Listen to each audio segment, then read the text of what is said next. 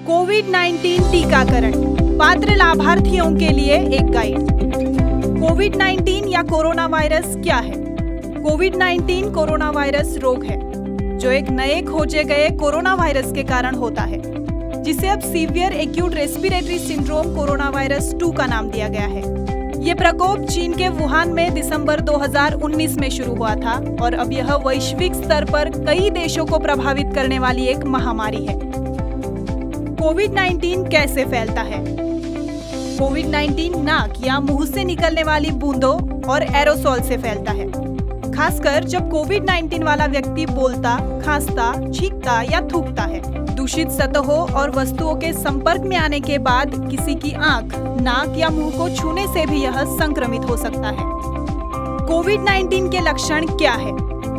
कोविड-19 के सबसे आम लक्षणों में बुखार, सूखी खांसी, सांस लेने में तकलीफ या सांस लेने में कठिनाई और थकान शामिल है।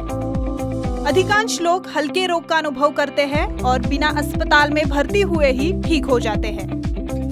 अधिक गंभीर मामलों में संक्रमण से निमोनिया, गंभीर तीव्र श्वसन सिंड्रोम, बहुअंग विफलता और यहाँ तक कि मृत्यु भी हो सकती है। वृद्ध लोगों और उच्च रक्तचाप, हृदय और फेफड़ों की समस्याओं, मधुमेह या कैंसर जैसी अंतर्निहित चिकित्सा समस्याओं वाले लोगों में गंभीर बीमारी विकसित होने का खतरा अधिक होता है।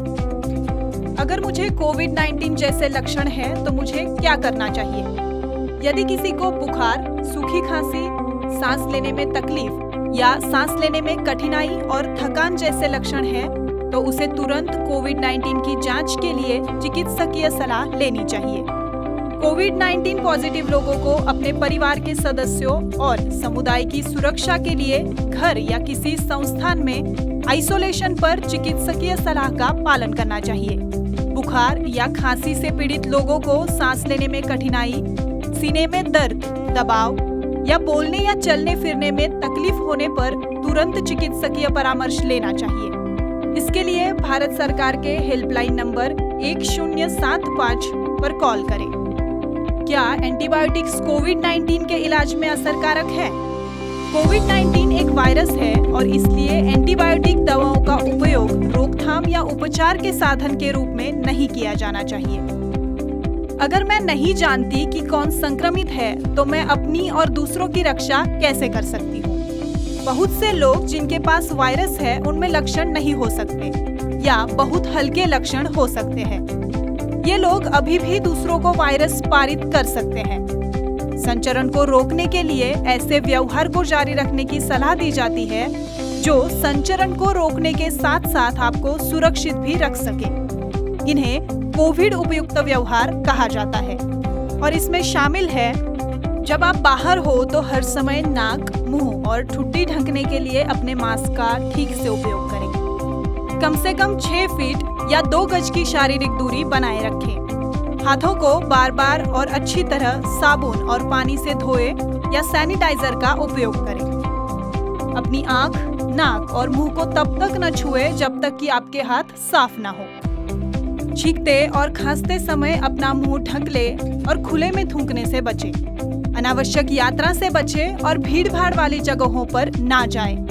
बीमारी के मामले में जल्द से जल्द स्वास्थ्य की स्वनिगरानी करें।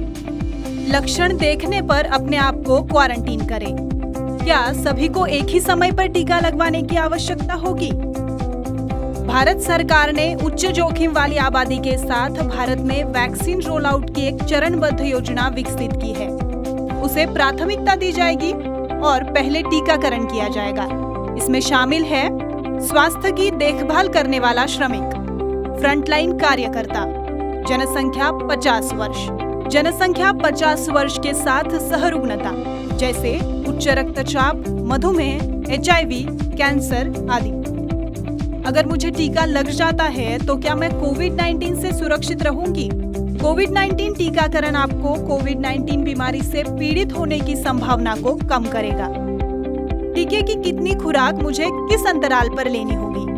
टीकाकरण कार्यक्रम को पूरा करने के लिए एक व्यक्ति को 28 दिनों के अंतराल पर टीके की 2 खुराक लेनी पड़ती है। एंटीबॉडीज कब विकसित होंगी? पहली खुराक लेने के बाद, दूसरी खुराक लेने के बाद या बहुत बाद में। कोविड-19 वैक्सीन की दूसरी खुराक प्राप्त करने के 2 सप्ताह बाद एंटीबॉडीज के सुरक्षात्मक स्तर विकसित किए जाते हैं। यदि टीकाकरण के समय के दौरान मुझे कोविड-19 संक्रमण है, तो क्या मुझे अभी भी टीका लगाया जा सकता है? यदि आपने कोविड-19 संक्रमण की पुष्टि या संदेह किया है, तो इससे टीकाकरण स्थल पर अन्य लोगों में इसके फैलने का खतरा बढ़ सकता है।